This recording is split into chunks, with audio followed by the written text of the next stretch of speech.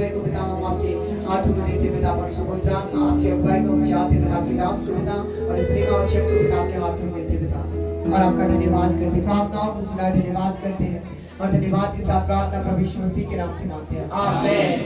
Hallelujah hallelujah hallelujah hallelujah.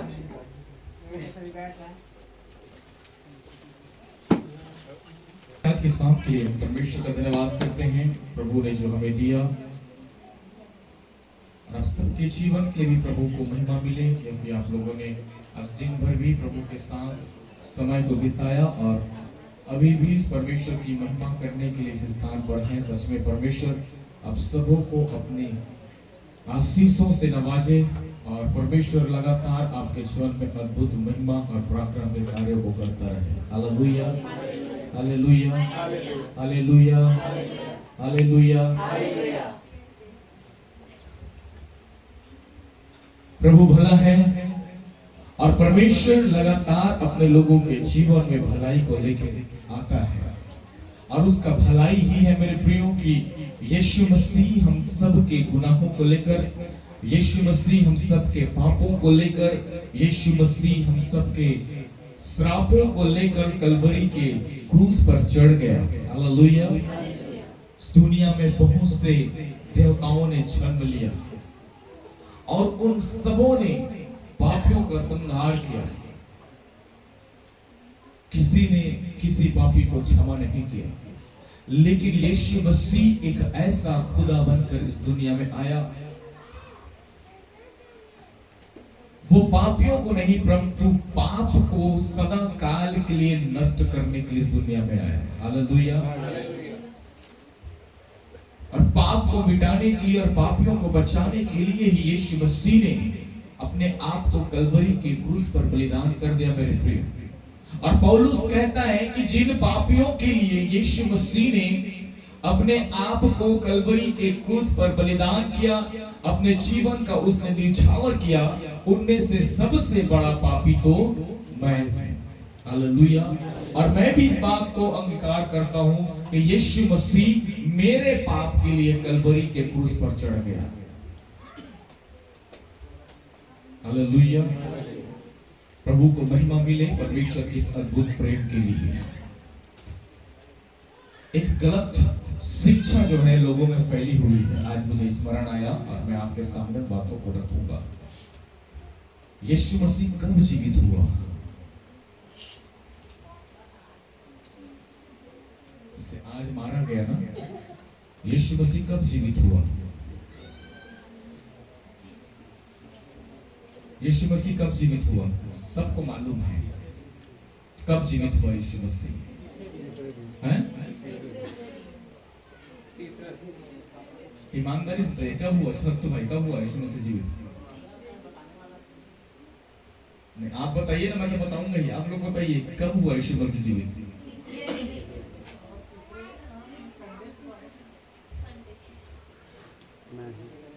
तीसरे दिन बाद हुआ कि तीसरे दिन हुआ?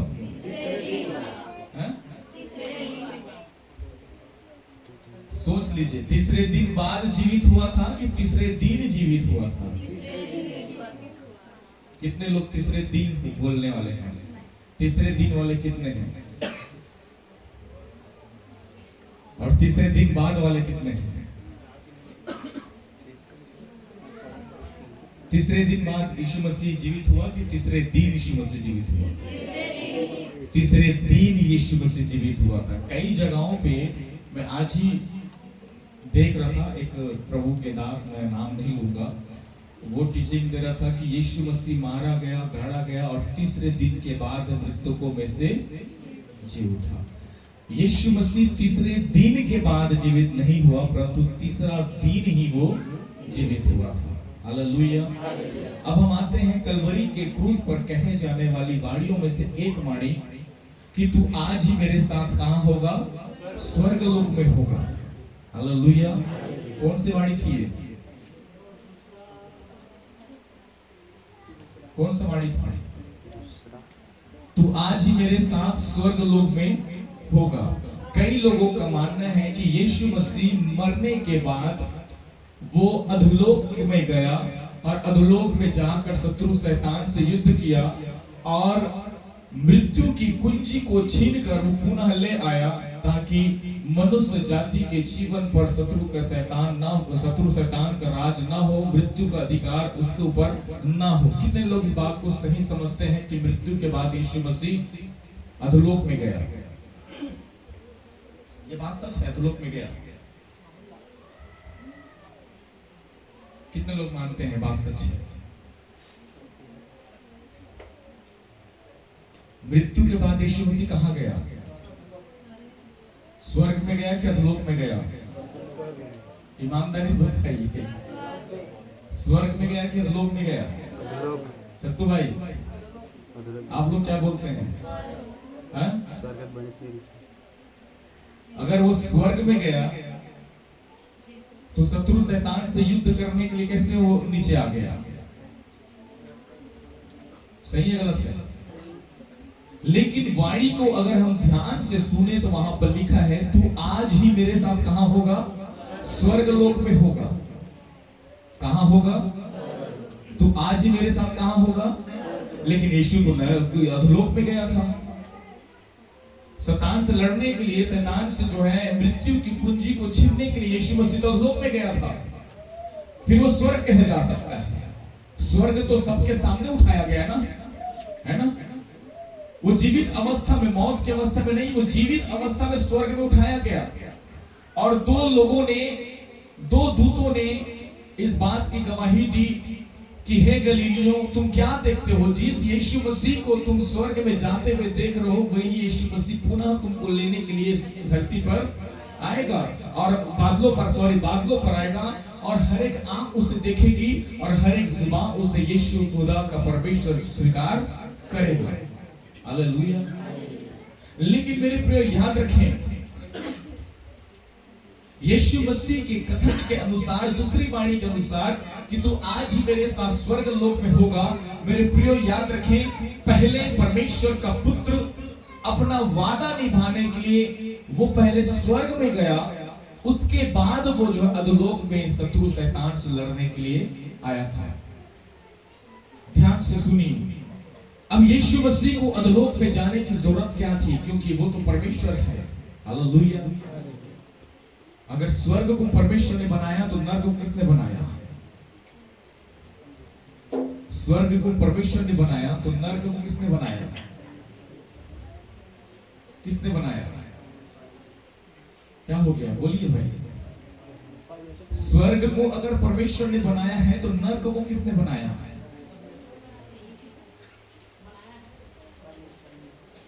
है? अगर नर्क को परमेश्वर ने बनाया तो किसके लिए बनाया?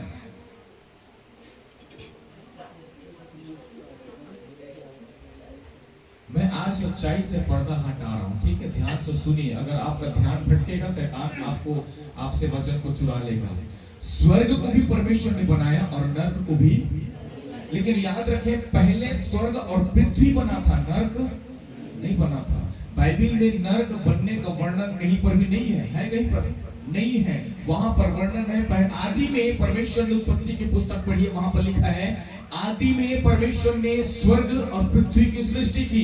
आपके बाइबल में लिखा होगा आदि में परमेश्वर ने आकाश और पृथ्वी की सृष्टि की, लेकिन इंग्लिश बाइबल में लिखा है in the beginning God created heaven and the earth. मतलब इसका हिंदी ट्रांसलेट होता है, सबसे पहले परमेश्वर ने स्वर्ग को बनाया और उसके बाद पृथ्वी को बनाया। स्वर्ग को परमेश्वर ने अपने सिंहासन और पृथ्वी को परमेश्वर ने अपने पांव की चौकी के रूप में बनाया था। नर्क नहीं बना था। हालेलुया। नर्क तब बना जब शत्रु शैतान अर्थात लूसीफर नामक एक स्वर्गदूत ने शैतान के परमेश्वर के विरुद्ध में जब उसने बलवा किया और अपने साथ और भी दूतों को क्या किया, उसके खिलाफ में भड़काना शुरू किया, तब परमेश्वर ने लूसीफर को और उसके साथ बलवा करने वाले दूतों को क्या किया था? नीचे फेंक दिया था। और उस समय फिर परमेश्वर ने उनको दंड देने के लिए और सदा काल के लिए नष्ट कर देने के लिए नर्क को, हालेलुया, नर्क मनुष्य जाति के लिए नहीं था। नर्क इंसानों के लिए नहीं है। हालेलुया। नरक उन बलवा करने वाले दूतों के लिए है जिन्होंने स्वर्ग में बलवा करके परमेश्वर के विरुद्ध में क्या किया था, षड्यंत्र किया था, और परमेश्वर ने उसे नीचे, स्वर्ग से नीचे निकाल दिया था। अब स्वर्ग भी परमेश्वर का है और पृथ्वी भी किसका है, परमेश्वर का है। तो नीचे गिराया गया शैतान का राज कहाँ होना चाहिए, उसका उसका उसका रहने का स्थान कहाँ होना चाहिए, वो अधोलोक था, जिसको परमेश्वर ने सदा काल की मृत्यु के लिए उसे क्या किया था, ठहराया था। अब ये मृत्यु कहां से आई है? जब वो परमेश्वर ने सब चीज बना दिया, आदम और हवा जब अदन की वाटिका में थे, याद रखें उस समय मृत्यु नहीं था। बच्चे लोग बिल्कुल भी हल्ला नहीं करेंगे, मैं गंभीर विषय में बात कर रहा हूं। अगर इस विषय से आपका ध्यान हट जाएगा तो आप बहुत बड़ी सच्चाई से चूक जाएंगे। हालेलुया। अदन की वाटिका में मृत्यु नहीं था। अदन की वाटिका परमेश्वर की उपस्थिति को दर्शाता है, याद रखिए इस चीज को। हालेलुया। अदन की वाटिका परमेश्वर की उपस्थिति को दर्शाता है। बाइबल में लिखा है, पढ़ लीजिए उत्पत्ति की पुस्तक में, कि दिन के ठंडे समय में परमेश्वर आदम और हवा से मिलने के लिए अदन की वाटिका में आता था। अर्थात आमने सामने परमेश्वर आदम और हवा से क्या करता था, बातचीत करता था। और अदन की वाटिका इसलिए बनाई गई कि मनुष्य जाति उस वाटिका में परमेश्वर के साथ मेल जोल करे, परमेश्वर के साथ संगति करे। और पुराने समय का जो मंदिर है जिसको राजा दाऊद ने, मूसा ने और सुलेमान ने बनाया था, वास्तव में वो मंदिर उसी स्थान पर था जहां पर वाटिका थी। हालेलुया। और उसी स्थान पर ही परमेश्वर जो है क्या होता था, मुलाकात करने के लिए आता था। और उस मंदिर, वो वाटिका जहां पर परमेश्वर स्थान मुलाकात करने जाता था, उसी वाटिका पर जो है महापवित्र स्थान बना हुआ था, जहां पर परमेश्वर अपने लोगों से बातचीत करता था। अब ये अदन की वाटिका परमेश्वर के साथ समय बिताने को दर्शाता है, और जहां पर परमेश्वर है वहां पर मृत्यु नहीं है। Hallelujah, hallelujah. शैतान को पता था, शत्रु को मालूम था, हमारा नाश तो होना तय है, क्योंकि परमेश्वर ने स्वर्ग से हमें निकाल दिया और पृथ्वी पर भी हमारा अधिकार नहीं रहा। और हमको मिटाने के लिए परमेश्वर ने क्या किया है, नरक का निर्माण किया है। तो हम अकेले नहीं जाएंगे। आजकल एक कहावत है ना, हम तो डूबेंगे भाई, साथ में तुमको भी ले डूबेंगे। अब परमेश्वर ने सबसे अच्छी जो चीज बनाई थी वो था इंसान। अब शैतान ने ये सोचा इंसान परमेश्वर के समान है, इंसान के जीवन में मृत्यु नहीं है, हमें मृत्यु दे दिया। हम तो स्वर्गदूत थे, हमें क्या दे दिया, मृत्यु दे दिया। हमें नाश करने के लिए परमेश्वर ने नरक बना दिया और इंसान को हमारे स्थान पर क्या कर दिया, नियुक्त कर दिया। याद रखें, परमेश्वर के स्वरूप और समानता में मनुष्य बनाया गया और स्वर्गदूतों को कहीं ना कहीं मनुष्यों की सेवकाई करने के लिए नियुक्त किया गया है। इस बात को आप कभी ना भूलें। इसलिए अपनी प्रार्थनाओं में आप जो है स्वर्गदूतों की सेवकाई को जरूर से मांगे कि प्रभु मैं स्वर्गदूत की सेवकाई को मांगता हूं कि वो मेरी रक्षा करे, मुझे आशीषित करें और आपकी ओर से मुझे संदेश प्राप्त हो स्वर्गदूतों के माध्यम से। हालेलुया। स्वर्गदूतों को हमारी सेवा टहल के लिए बनाया गया था। अब शत्रु शैतान को जब गिराया गया, उसके लिए मृत्यु हुआ, उसने सोचा कि नहीं, ये मृत्यु का अधिकार जो परमेश्वर के पास था, मारने और जिलाने का अधिकार किसके पास था, किसके पास था, किसके पास था, परमेश्वर के पास था। और उस अधिकार को शत्रु ने छीनने का प्रयत्न किया और अदन की वाटिका में उसने जो है आदम और हवा को भरमा कर क्या किया, उनके जीवन में मृत्यु को लेकर आई। तब परमेश्वर ने उन्हें श्राप दिया और मृत्यु अनाज्ञाकारिता के कारण से आया। याद रखें, अनाज्ञाकारिता अर्थात परमेश्वर के बातों को न मानने के कारण मनुष्य के जीवन में मृत्यु आई थी। हालेलुया। और जब अनाज्ञाकारिता आया, जब परमेश्वर की बात को अनसुना करके जब बाहर की बात उनके कानों पर आई, तब परमेश्वर ने कहा, आदम को क्या श्राप दिया परमेश्वर ने, तू मिट्टी से बना है और अंत में मिट्टी में मिल जाएगा। तब ये क्या हुआ, मृत्यु मनुष्य के जीवन में आया। अर्थात अदन की वाटिका परमेश्वर की उपस्थिति से दूर होने के कारण मनुष्य के जीवन में मृत्यु आई थी मेरे प्रियो, याद रखें। मैं हमेशा इस बात के लिए आपको जोर देता हूं कि सब कुछ हो लेकिन परमेश्वर की उपस्थिति से कभी भागने का कोशिश ना करें। जिस दिन आप परमेश्वर की उपस्थिति से भागने की कोशिश करेंगे उसी दिन मृत्यु और उसके सामर्थ्य आपके जीवन में हावी होना शुरू हो जाएगा। अदन की वाटिका से जब बाहर निकाला गया, मृत्यु का अधिकार अब शत्रु के पास हो गया, क्योंकि अदन की वाटिका जो कि परमेश्वर की उपस्थिति को दर्शाता था, वहां शैतान मनुष्य का एक बाल भी बांका नहीं कर सकता था। और उनको जो है मनुष्य को नाश करने के लिए, अपने साथ नरक की आग में तड़पाने के लिए उसने जो है एक योजना बनाई और मनुष्य के जीवन में क्या लाया? पाप लाया। और बाइबल कहता है पाप की मजदूरी क्या है? मृत्यु है। पाप की मजदूरी मृत्यु है। ये शैतान की योजना है जो आज जितने झूठे रीति रिवाज, झूठे विश्वास, मूर्ति पूजा, नाना प्रकार के जो बंधनों से हम ग्रसित हैं, सामाजिक बंधन, पारिवारिक बंधन, झूठे रीति रिवाजों का बंधन, सारा चीज ये शैतान ने हमारे लिए फंदा बनाया ताकि हम उसके जाल से वापस निकल ना पाए।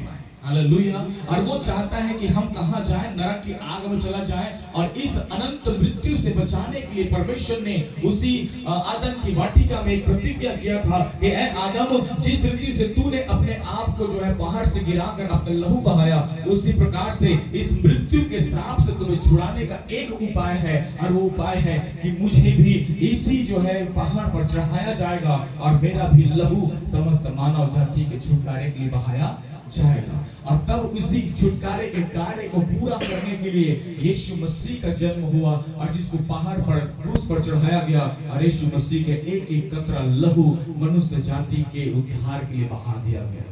हालेलुया। ये अधिकार जिसे शत्रु ने छीन लिया था, इंसान को मारने का अधिकार, क्योंकि जब शत्रु के पास ये अधिकार आया तभी बार बार आदम को मारने का प्रयत्न किया कि परमेश्वर की सृष्टि को मैं नष्ट कर दूंगा। कभी उसे पहाड़ से गिराने का कोशिश किया, कभी उसको पानी में डुबा कर मारने का कोशिश किया, कई प्रकार की जो है कोशिश शैतान करता रहा, लेकिन हर समय परमेश्वर आदम को बचाता रहा। और इसलिए बचाता रहा क्योंकि वो अधिकार अब उसके पास नहीं था, वो अधिकार शत्रु छीन लिया था। और इसी अधिकार को पुनः छीनने के लिए, अपने वायदे को पूरा करने के लिए परमेश्वर ने कहा था कि जो है मैं तुझे इस श्राप से जरूर से मुक्त करूंगा। और इस श्राप और इस मृत्यु के श्राप के बंधन का एक ही उपाय है, और वो ये है कि मेरा खुद परमेश्वर का ऊंचे पर चढ़ाया जाना, अर्थात क्रूस पर चढ़ाया जाना। और एक मेरे और तेरे पाप के छुटकारे का एक ही उपाय है, और वो है परमेश्वर के खुद लहू का बहाया जाना। हालेलुया। और इसलिए इस योजना को पूरा करने के लिए यीशु मसीह का जन्म हुआ। तभी यीशु मसीह ने अपनी 6वीं वाणी में इस बात को कहा, पूरा हुआ। हालेलुया। जो उद्धार का कार्य अदन की वाटिका से ही परमेश्वर ने बना दिया था, उस कार्य को यीशु मसीह ने क्या कर दिया? पूरा कर दिखाया। और उसके बाद एक प्रतिज्ञा उसके सामने आ गई। एक डाकू जो उसके साथ क्रूस पर चढ़ाया गया था, उसने मृत्यु से पहले, याद रखें, मृत्यु से पहले उसने यीशु को अपना उद्धारकर्ता खुदा ग्रहण किया। और उसने कहा कि हे यीशु, अगर तू अपने राज्य में आए तो मुझे स्मरण करना। और यीशु का राज्य 1 साल, 2 साल, 3 साल, 4 साल बाद आने का नहीं है। जिस समय आप यीशु मसीह को ग्रहण करेंगे उसी वक्त उसका राज्य आपके जीवन में, आपके परिवार, आपके घराने में आ जाएगा। बोले आमीन। हालेलुया। और इस कैदी ने, इस अपराधी ने जिस समय यीशु को स्वीकारा, उसने कहा तू कल नहीं, परसों नहीं, 1 साल बाद नहीं, परंतु आज ही मेरे साथ कहां होगा? स्वर्ग लोक में होगा। और यीशु मसीह का प्रतिज्ञा था कि उसे स्वर्ग लोक जाए। और उसने कहा कि आज तू मेरे साथ होगा। ये नहीं कि आज तू स्वर्ग लोक में नहीं, मेरे साथ तू कहां होगा? स्वर्ग लोक में होगा। हालेलुया। परमेश्वर का योजना मेरे प्रियो हम सब के लिए छुटकारे और आशीष का है, और उस योजना को आपको बिल्कुल भी ना भूलें। परमेश्वर जो है मुझे और आपको इन श्रापों से जो आज हमारे जीवन में है, उन बंधनों से जो आज जिससे हम जकड़े हुए हैं, उन परिस्थितियों से जिसका हम सामना कर रहे हैं, उन रोगों से जो हमें पीड़ित करता है, उन सारे चीजों से परमेश्वर पूरी रीति से हमको आजाद करना चाहता है। हालेलुया। और इसलिए शत्रु शैतान के द्वारा बनाए गए उन बंधनों को, उन चीजों को हमको समझना है कि वो क्या चाहता है मेरे और आपके जीवन के लिए। परमेश्वर आपको नाश होने नहीं देना चाहता, लेकिन शैतान आपको हर पल नाश की ओर ले जाना चाहता है। शैतान की योजनाओं को आपको समझना है।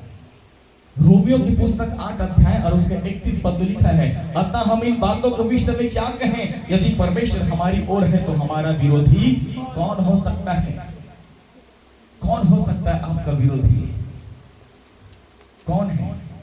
ईमानदारी से आप 1 मिनट के लिए अपनी आंखों को बंद करें और सोचिए कि परमेश्वर के पास आने से आपको कौन रोकता है। अपनी आंखों को 1 मिनट के लिए बंद रखिए और सोचें कि कौन रोकता है आपको परमेश्वर के पास आने का। आपके परिवार के लोग, आपके घर के लोग, आपके समाज के लोग, आपके झूठे रीति रिवाज, आपके सामाजिक बंधने, आपके अंधविश्वास, क्या चीज आपको रोकता है? क्या चीज आपको रोकता है प्रभु के पास आने से? क्या चीज आपके अंदर भय उत्पन्न करता है? आपके पति, आपके बच्चे, आपकी पत्नी, आपके माता पिता, आपके भाई बहन, आपके परिवार, आपके समाज, आपके पड़ोसी, आपके गांव के लोग, आपके रिश्तेदार, कौन रोकता है आपको प्रभु के पास आने के? कौन रोकता है?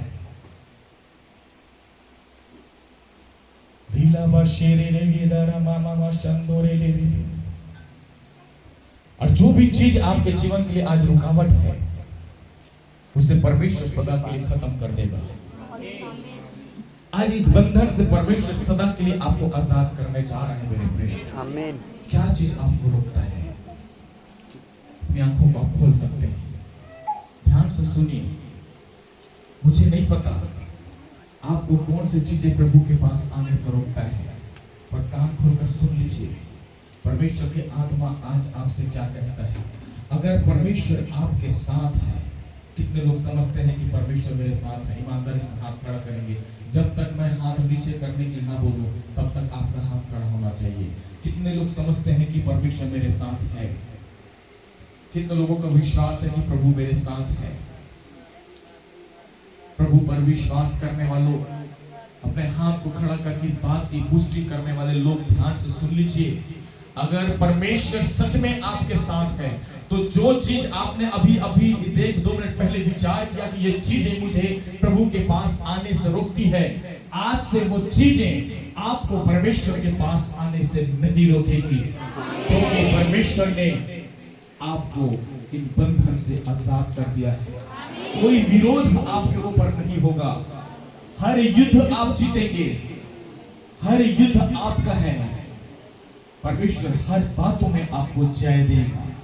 फाइनेंशियल कंडीशन आपको रोकता है, रिसीव कर लें चारों दिशाओं से मिरेकल मनी, अद्भुत रुपए आपके बैंक अकाउंट में आएगा। आप समझ नहीं पाएंगे कि ये मिरेकल मनी कहां से आया। अगर आपके लिए आपका फाइनेंशियल कंडीशन बाधा को लेकर आता है, याद रखें परमेश्वर आपके औधा को बढ़ा देगा, आपको धनी बना देगा। परमेश्वर आपको आपके सारे जरूरतों को पूरा कर देगा। एक एक घटी आपको जो है परमेश्वर आपको पूरा करेगा। अगर कर्ज आपके जीवन का बंधन है, मेरे प्रिय प्रभु पर डाल दीजिए। वो कहता है मुझे तेरा ध्यान है, आपके ऊपर से एक एक कर्ज इस 2023 में पूरा हो चुकता हो जाएगा।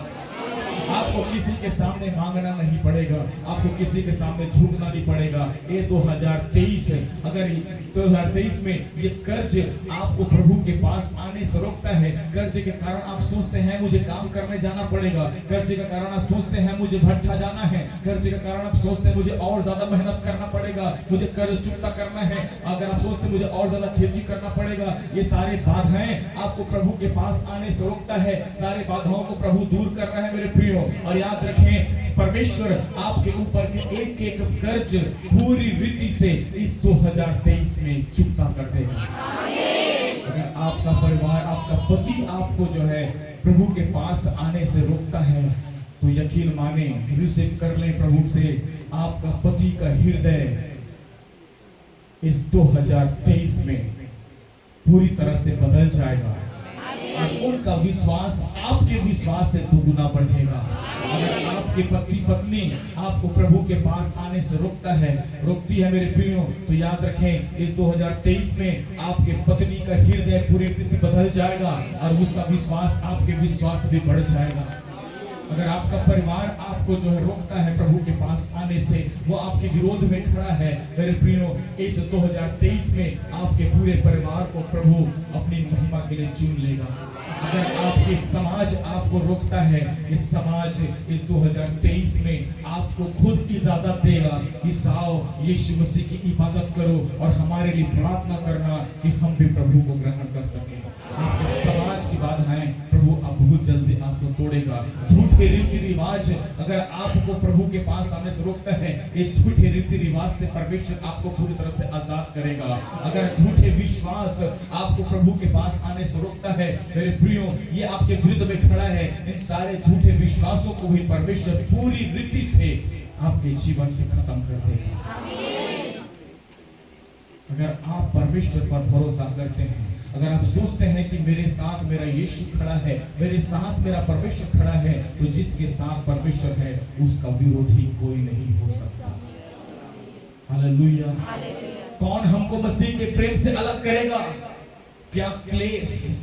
अगर आप क्लेश का सामना कर रहे हैं, ये क्लेश आपको परमेश्वर की उपस्थिति से, आपको ये क्लेश परमेश्वर की संगति से, ये क्लेश आपको परमेश्वर के प्रेम से अलग नहीं कर सकता।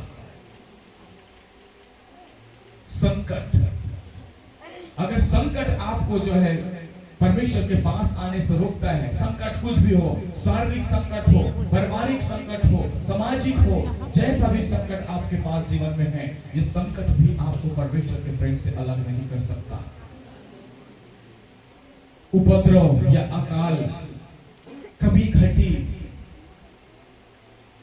भूखमरी, जोखिम, तलवार, लोग आपको मार डालने के लिए अगर सामने आ रहे हैं, वो भी हार जाएंगे अगर परमेश्वर आपके साथ है तो। हालेलुया। इस 2023 में यीशु मसीह एक अद्भुत मिरेकल को आपके सामने करने जा रहा है मेरे प्रियो। अब तक जो आपकी आंखों ने नहीं देखा, अब तक जो आपके चित्त में नहीं चढ़ा, वही है परमेश्वर जिसने आपके जीवन के लिए कल्पना की है। और इस 2023 में जो भी कल्पना परमेश्वर ने आपके जीवन के लिए किया है, उन सारे विचारों को, उन सारे आपके जीवन की इच्छाओं को परमेश्वर पूरी रीति से पूरा कर देगा। रीला बाबा शथरा बशेरे संदोना मारा शेफेरे रिंदना बशथोरो। Thank you Jesus, thank you Jesus, thank you Jesus. अगर परमेश्वर आपके साथ है तो इस 2023 में आपका बेटा और आपकी बहू आपके साथ इसी भवन में परमेश्वर की महिमा करेंगे।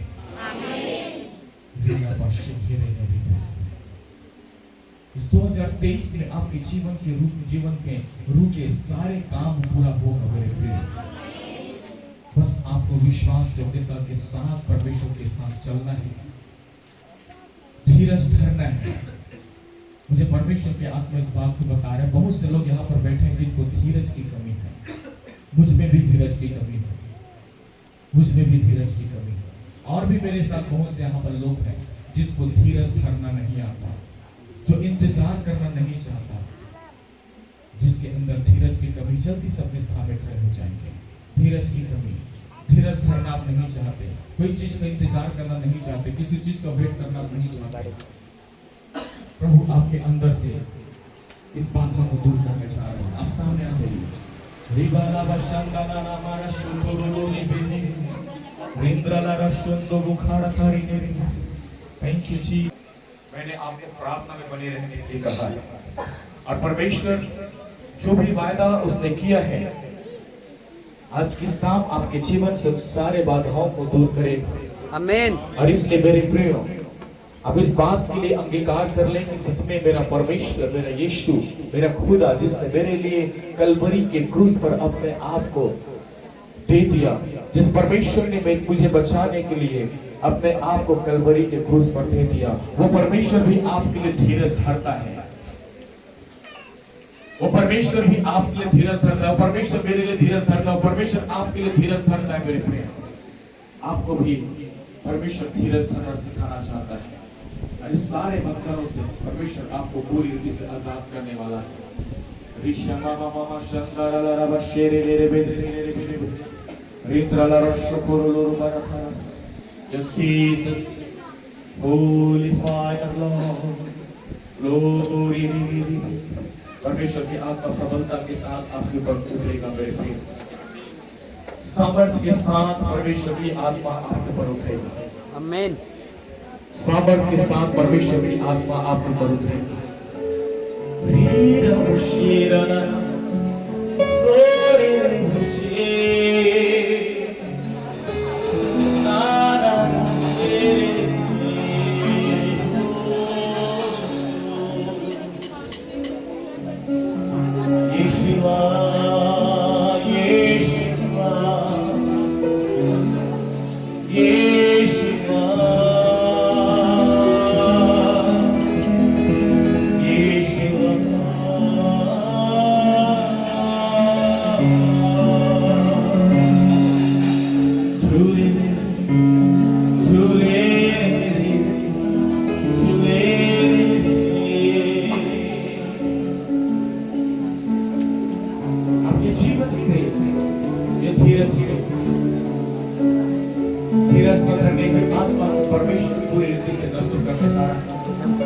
धीरज को परमेश्वर बढ़ाने जा रहे हैं मेरे प्रिय।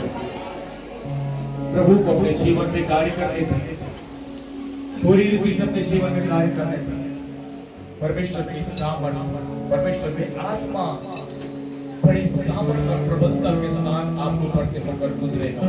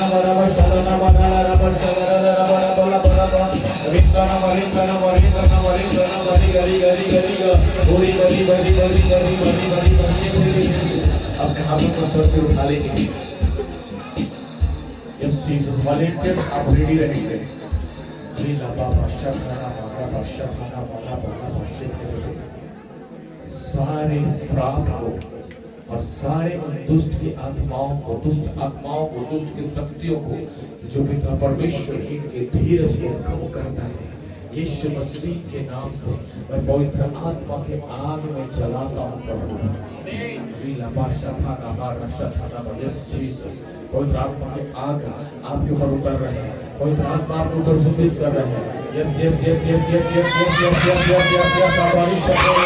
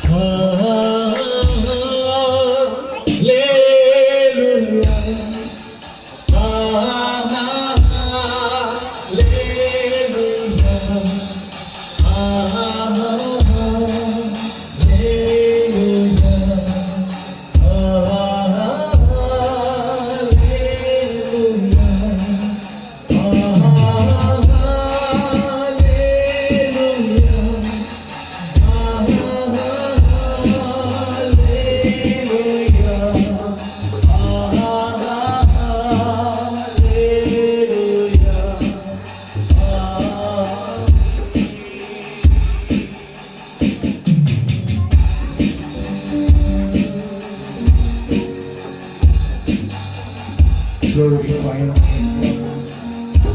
Thank you, Father, for your grace. Thank you, Father, for your grace. Thank you, Jesus.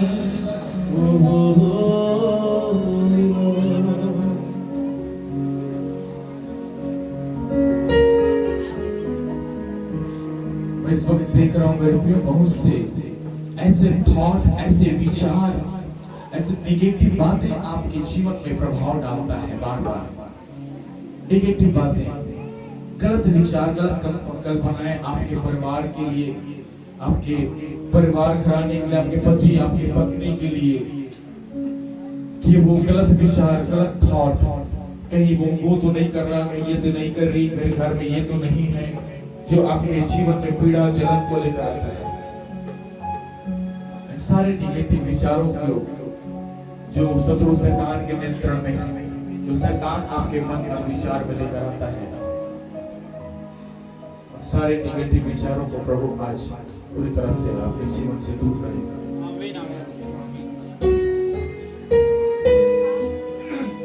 प्रार्थना में बने रहें।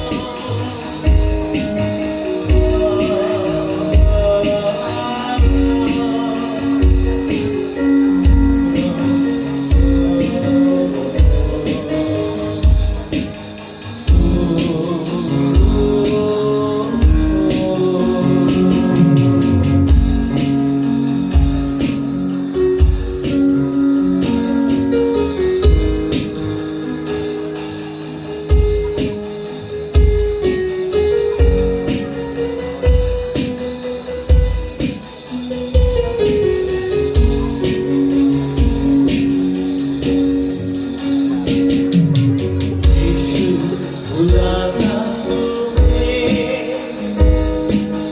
यीशु बुलाता तुम्हें, यीशु बुलाता तुम्हें, यीशु बुलाता तुम्हें, जात से तुमको बाहों में लेने, यीशु बुलाता तुम्हें।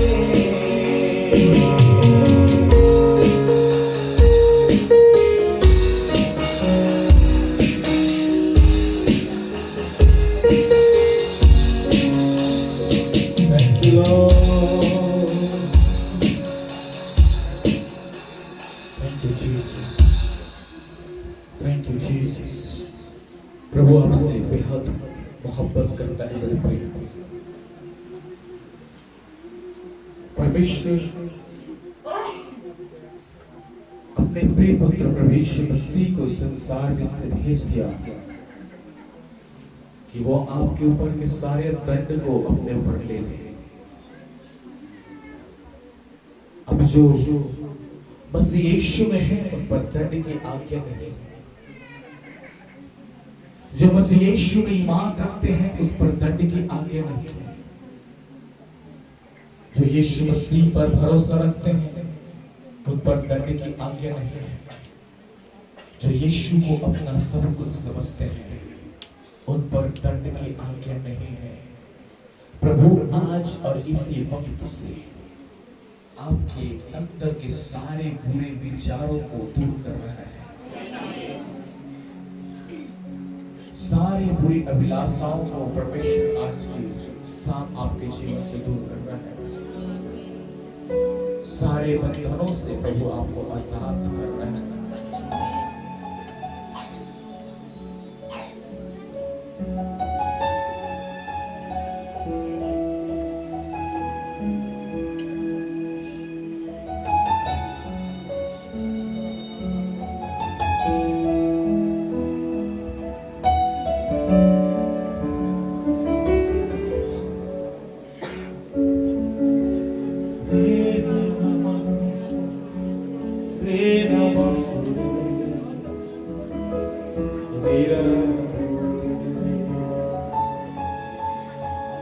प्रभु आपका धन्यवाद है। अपनी उपस्थिति से हमें भरा, हमें मां की उपस्थिति को हमें दिया, हम आपका धन्यवाद करते हैं। यीशु की महिमा हम सबों के ऊपर बहुत से होता रहे। आमीन। हम आपके प्रेम, आपकी दया में लगातार आगे बढ़ते जाए, हमसे अलौकिक प्रेम आनंद से भरते जाए। दया करें यीशु मसीह के नाम से। आइए हमारी प्रार्थना को उच्चारित करें। स्वर्ग के परमेश्वर, हम आपका धन्यवाद करते हैं आपकी दया, आपके प्रेम, आपके अनुग्रह, आपकी करुणा के लिए। परमेश्वर आप भला है, आपने भलाई को हमारे जीवन में आपने प्रकट किया है। क्या पापी के लिए प्रभु जी आपने अपने प्रिय पुत्र प्रभु यीशु मसीह को इस दुनिया में भेजा, इसके लहू बहाए जाने से, उसके मार खाने से, उसके प्राण देने से हम जीवन को पाए। हम उस श्राप के बदले में जीवन को चुनते हैं प्रभु जी। मृत्यु के बदले में जीवन को और श्राप के बदले में आशीष को चुनते हैं। परमेश्वर हमें आशीषित करें, हमारे जीवन के सारे रुके हुए कामों को पूरा करें, हमें अद्भुत रीति से आगे बढ़ाएं और हर बातों में हमारी आत्माएं करें। यीशु मसीह के नाम से प्रभु की प्रार्थना बोलते